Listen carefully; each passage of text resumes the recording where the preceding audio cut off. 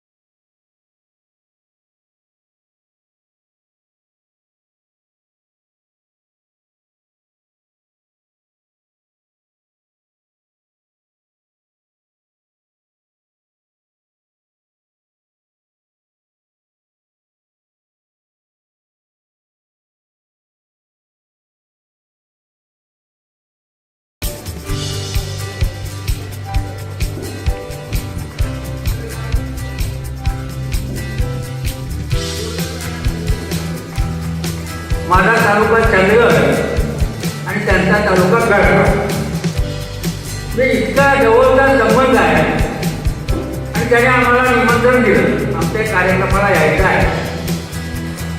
मला आमच्यापेक्षा खूप मोठी माणसं आहेत। म्हणजे जरी राज्यमंत्री असो पूर्वी माझे राज्यमंत्री 95 सालाचा खूप मोठी माणसं आहेत म्हणजे तुम्ही झालं पाहिजे।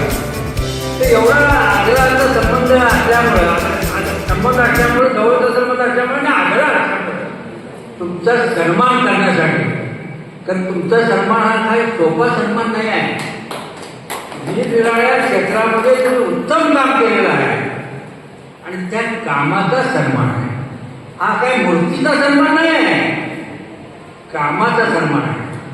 आणि म्हणून तुम्हा सर्वांना मनापासूनचं वंदन करतो।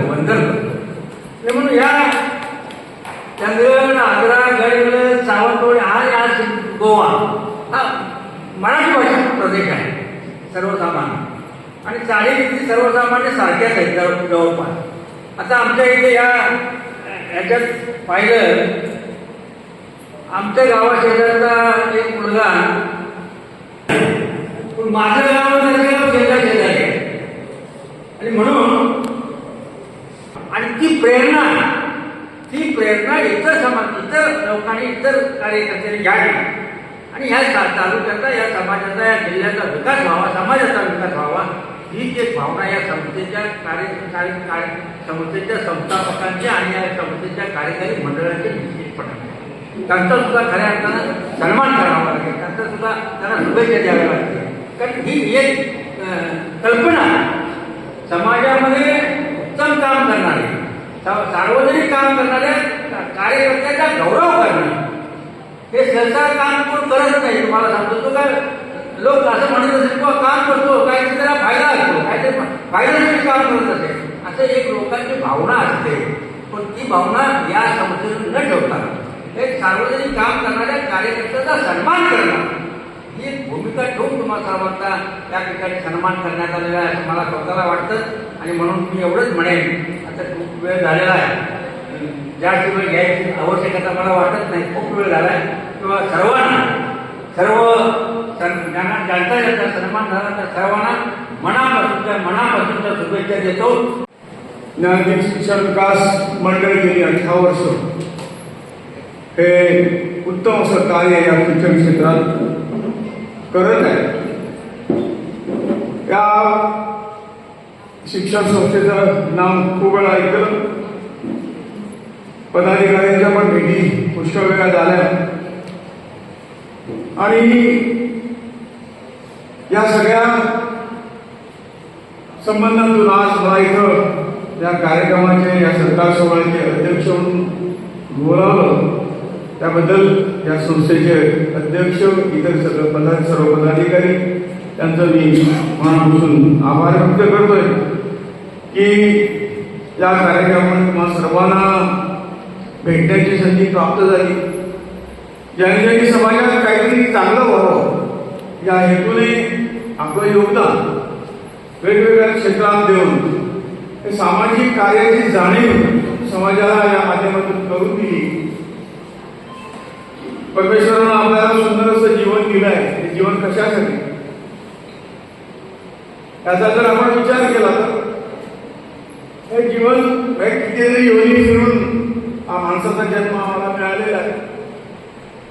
परंतु त्याचा अर्थ मला वाटतं काहीच लोकांना या सगळ्या त्याने जो जन्म परमेश्वराने दिला त्याचा अर्थ थोड्याच लोकांना माहीत आहे.